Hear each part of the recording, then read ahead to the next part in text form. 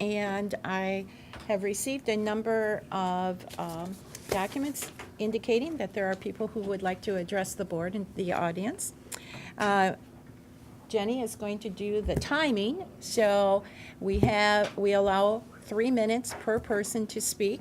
These are in random order, except for the first one, and that is Brenda Bauer. So Brenda, please come forward, and we'll welcome your presentation. Thank you. My message tonight is very short and simple. Please don't do it. Please do not put the gifted and talented position on the cut list. There is only one position in our entire district, and it services all the elementary kids, K through 6, at every level in 5 schools. Every year I have direct contact, direct instruction with over 500 students, but there are countless others that I have input with Tier 1 instruction within their classrooms, collaborating with teachers, and helping do some professional development with them. We also have many competitions, such as Battle of the Books, that involves this last year over 300 students, and they weren't identified gifted and talented, but they are talented in reading. We have Math League, we have Math 24, and our leadership program, which has turned into an integral part within the elementary schools, is also part of this program. We, many of us here tonight, are here to advocate for these students who need to be heard and need a chance for an appropriate education also, because their learning style is different. Their rate, their complexity, and their depth is different than a regular classroom. I would like to defer right now to the testimonials of some students, some parents, and some teachers, so you can see how they were directly affected by this program and what may or may not happen if this program is put on the cut list. So again, I make a huge plea, do not put this program on the cut list. Thank you. Thank you, Brenda. I would welcome Christy Renz to the podium, please. Christy.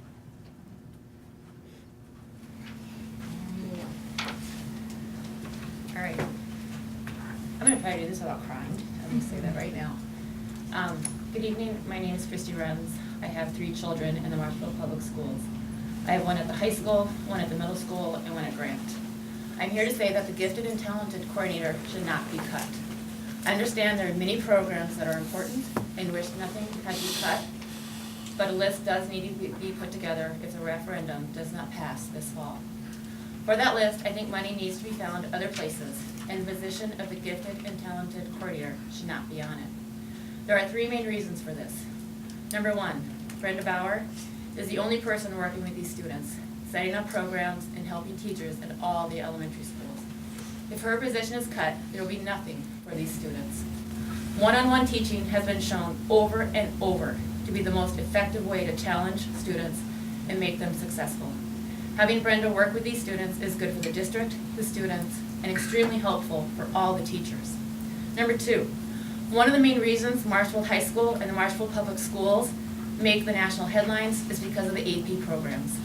The Gifted and Talented program at the elementary schools is one of the main feeders into the AP programs. Number 3, now on a personal level. All 3 of my children have benefited from Mrs. Bauer, but especially one in particular. When my daughter Aria was in 6th grade, she was not feeling challenged and found school extremely boring. I tried to go through the normal channels to help her. Unfortunately, I was not successful, and it came to the point where she hated going to school. Finally, I emailed Brenda in desperation and asked for her help. She told me, no problem, I will take care of it. Within a couple weeks, she had independent study set up for my daughter, and Aria started to love school again. Now she's in 10th grade, and she is already receiving letters from colleges, such as the University of Chicago, recruiting her to come to their college. If it wasn't for Brenda, I'm not sure what would have happened to my daughter, or what we would have done. So many times these children are overlooked because people think they will be fine. They'll figure it out because they are bright. But that is not true. If they are not challenged, they become bored, disinterested in school, can disrupt classrooms, and even come to hate school or don't see a reason to go.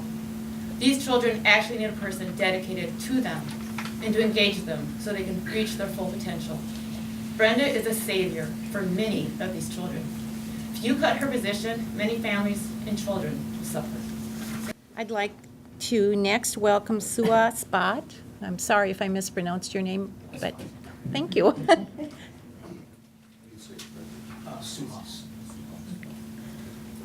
Hi, I'm Suhas Butt. I'm a sophomore at Marshfield High School, and today I'd like to talk to you about how the Gifted and Talented program has touched my life. So when I was in 6th grade, I had qualified for my first state level math tournament, and this was a pretty big deal for me. I'd never gotten this level before, and I was pretty excited. So we drove to Madison, and I was pretty pumped up, and I took the competition, and I came in almost dead last. I couldn't solve 3/4 of the problems. So I went home that day, and being the highly rational person I am, I played video games for 8 hours straight. The next morning, when I woke up, I felt a sort of change. After my colossal failure the day before, I felt a push to get better, to get better at to examine where I went wrong, and to improve my abilities. This failure filled me with a drive and a motivation to improve my abilities. And so eventually I got back into the game. I started working on more math problems and getting better. And I started to realize how much I loved the challenge that the math problems gave me. I started to fall in love with the feeling of finally breaking through a wall after trying to solve something for a long time.